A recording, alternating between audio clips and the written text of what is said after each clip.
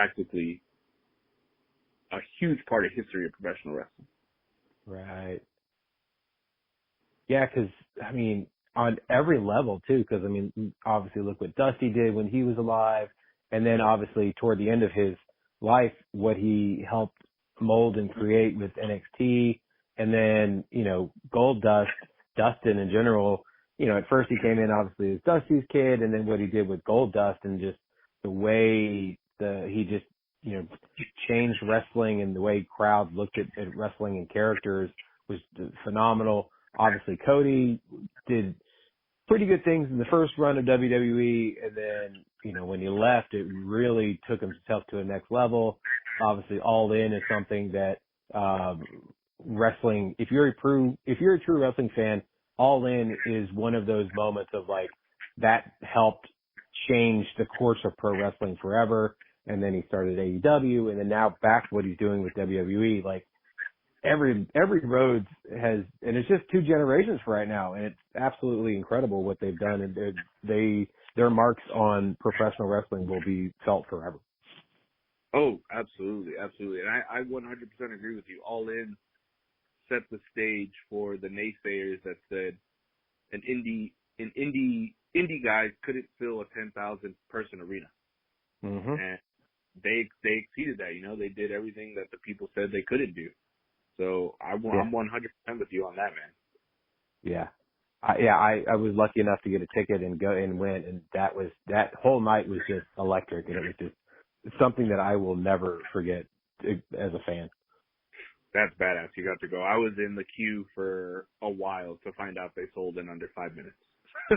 Yeah, I don't know how I got the tickets, but I did, and I was like, all right, it's a sign. I gotta go. I gotta figure out how to get up to Chicago. Yeah. That's how I was with the first Double or Nothing. Nice. Yeah, I had risked it. I looked at my boss. I was like, all right, I'll sign a write-up if I need this, but I got to get these tickets. And I stayed in the queue for maybe about 5 minutes, and then I bought the tickets, and then, you know, we were there for the first Double or Nothing. That's cool. Yeah, that's when Moxley came out at the end, right? He did. He came out at the end and attacked Jericho and Omega, and then the fantastic match of Dustin and Cody. Oh, that bloodbath. That's right. So, being taught by Dustin, what do you feel like? I mean, I'm glad that you said that he kind of helped iron out some of your bad habits that you had and helped really kind of show you a different way to look at pro wrestling. What do you think that you took the most from learning from a guy like Dustin Rhodes? Man, if I could write a book for you, I would on that. I guess I'll give you the top three things. I'll start at number 3. Number 3 was not living the gimmick and be yourself, if that makes sense. Prior to me going to him, I would live the gimmick and forget to be myself. So I would just be like, oh, you know what? My gimmick is a cocky, arrogant asshole. Well, I'm going to go be a cocky, arrogant asshole outside of this place too. And a lot of people didn't like that. So I had to learn to separate that.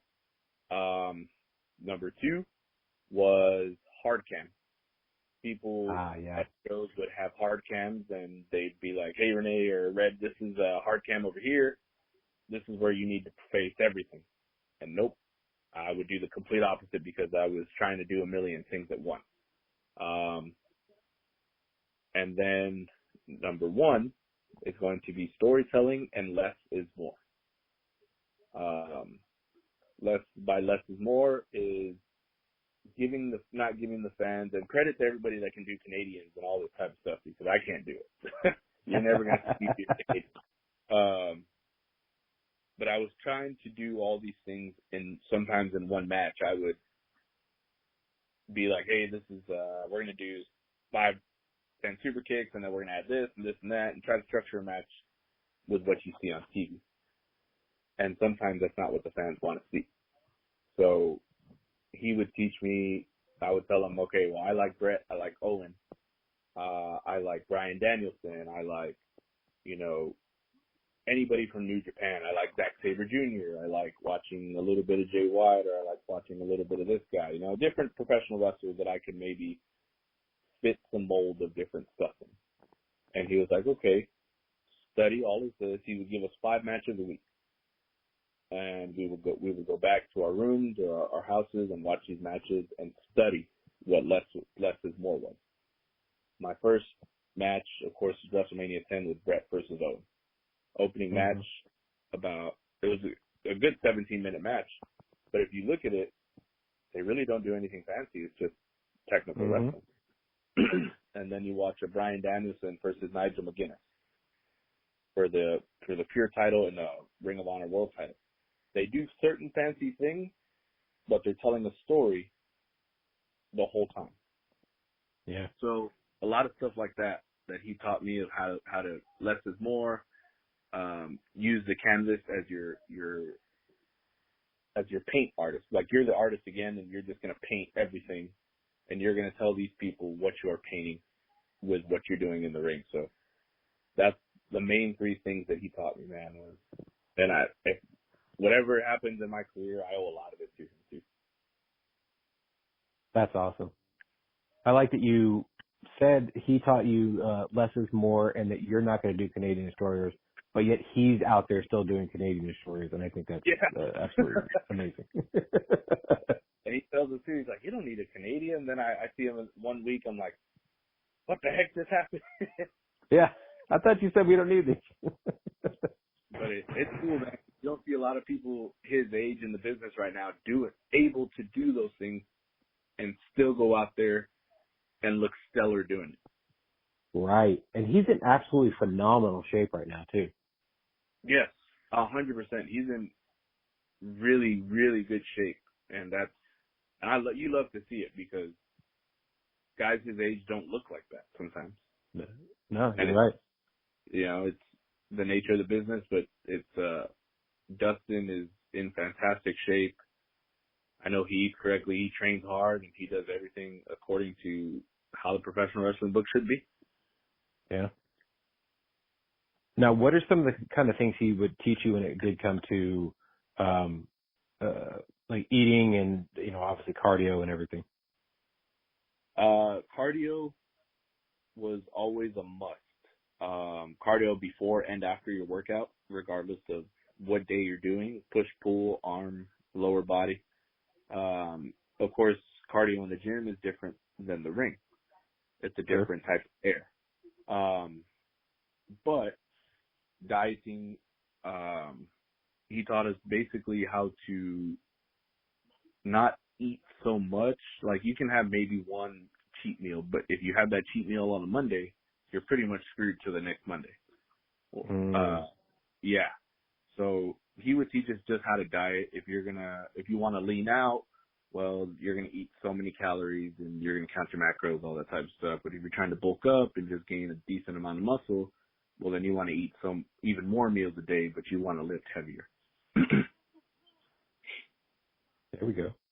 Yeah, and that's the other thing, is you got to figure out what works for your body, what kind of, appearance you're trying to put out there, and obviously it depends on what your gear is as well. And I mean, it's an entire package. And I mean, it's funny that, I am obviously, my friends and I are probably not the only ones who ever think this, but we sometimes look at some guys that are on TV, and I'm just like, what are we doing? Like, we skip in the gym for a week, or like we're judging, like we're body judging these people, but at the same time, like we also feel like kind of their job, look and, give this appearance that you, like you said, you're this larger than life character, and that you are kind of almost a walking comic book.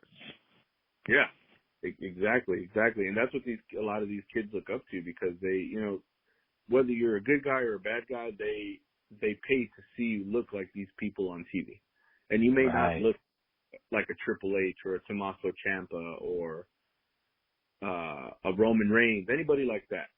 But if you look how these little kids portray you, whether you're good or bad, they're going to like you, because that's what they want. That's what they see on TV. Yeah, you're right. So when you first started, what was your gimmick?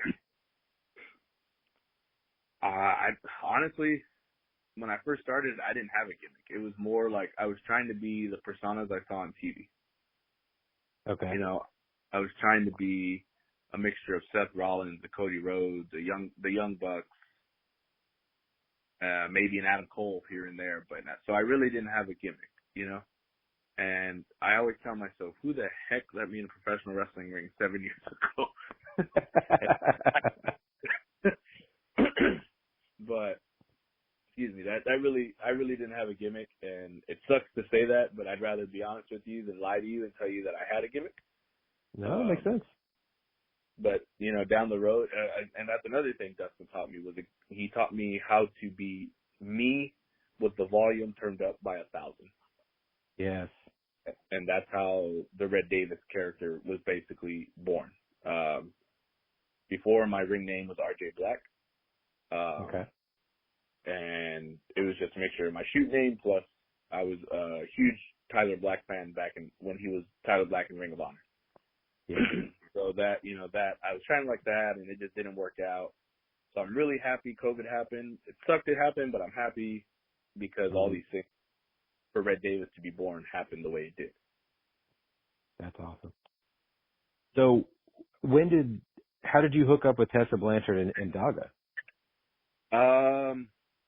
So it's crazy how it happened too. So I used to work for Hertz Rental Car as my shoot job, and the name Tully Blanchard popped up on the phone, and her sister needed a car, and I answered the phone, and I was like, "This is Hertz, you know, how can we help you?" "Oh, my name's so and so. I need a car, you know, et cetera, et cetera." "Okay, come on in." Well, she comes in with Tessa and Daga. Yeah. And I turn around and I'm freaking out, like I'm shaking because I'm like, oh shoot, this is Tessa Blanchard and this is Daga. I know exactly. Like what the hell's going on right now? And I had just finished telling her sister, like, I'm a professional wrestler. I just finished training with Dustin Rhodes, and she was like, really? So Tessa hears me. She's like, hey, we have training this coming Saturday. Would you like to join us? Yeah, absolutely. Well, shoot me a follow. I said, I definitely follow both of you guys on your socials. So, you know, they follow me back. We exchange DMs and, you know, they give me the address where we're at, and I hadn't looked back from there. It was intense training, but that's how Tessa, Daga, and I got connected, was through her sister renting a car for me. That's cool. So what all did you learn from that class and with them? I learned a lot of cardio. I learned a lot of lucha, knees, and more American. Tessa was a lot of the American, and Daga was a lot of Japanese and lucha. Mm-hmm. So he taught me how to work left and right side. He taught me how to not bump for everything. You know, lucha style, you can roll out of everything and make it look good, but you got to move at 1,000,000 miles per hour sometimes. Cardio was a huge part of our training, like huge. You know, we'd go run in the parking lot. We used to train at the Hybrid School of Wrestling, and shout out to them for allowing us to train there as well. And we would go out to that parking lot and run 30 laps outside and come in and maybe be tired and blown up and try not to throw up. And we would do the cards. We'd do 52 cards, and every card had a different workout. Sometimes it was, if you got a queen, you had to do 30 burpees, and then you couldn't rest, and you had to do another workout right after that. Sometimes it was 50 squats right after that. So a lot of it was cardio-based, different move sets, how you can tell more stories. You can work with different people and larger people, smaller people, and everything. So they were hard on us, but a good hard. You know, they wouldn't let us quit, even though we were like ready to practically throw our guts out. Man, that must have blown you up so much because for anybody who hasn't done a burpee, congratulations. But burpees suck. They are not fun.